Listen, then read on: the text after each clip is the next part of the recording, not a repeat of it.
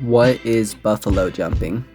Before there was any horses or any guns, Native American tribes on the Great Plains developed a highly effective hunting technique called buffalo jumps. This method involves strategically driving a bison herd off cliffs to provide for food, clothing, and tools for their communities.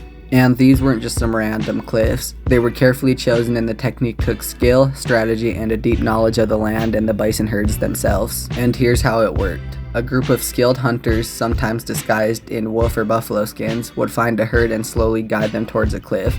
They'd use noise, movement, and sometimes even controlled fire to create a sense of urgency and panic. As the herd started running, the hunters would push them into a full stampede, driving them straight off the edge of the cliff. Once the first buffalo went over, the rest would follow instantly, unable to stop in time, and at the bottom of the cliff, people would be waiting to harvest. The fall either killed the buffalo instantly or injured them enough to be finished off quickly. Then after all of that, the real work begins. Every single part of the animal gets harvested and used.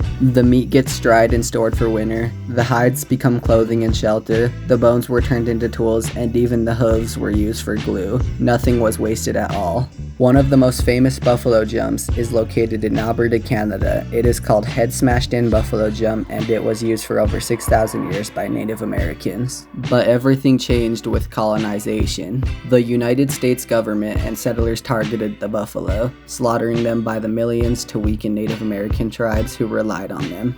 The expansion of railroads in the 1860s and the 1870s fueled mass killings, with hunters hired to clear the plains. Some places even encouraged passengers to shoot buffalo from moving trains just for fun. By the late 1800s, military leaders like General Philip Sheridan supported exterminating the buffalo as a way to force Native American people onto reservations.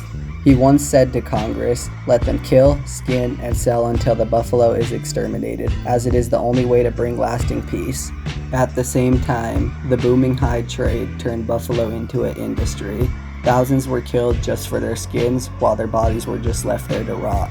In just a few decades, the vast herds that had sustained indigenous nations for thousands of years were nearly wiped out. What was once an essential, sustainable way of life was deliberately destroyed to make way for westward expansion.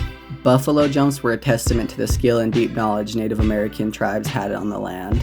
The loss of bison changed everything, but indigenous resilience remains, and efforts to restore the herds continue today.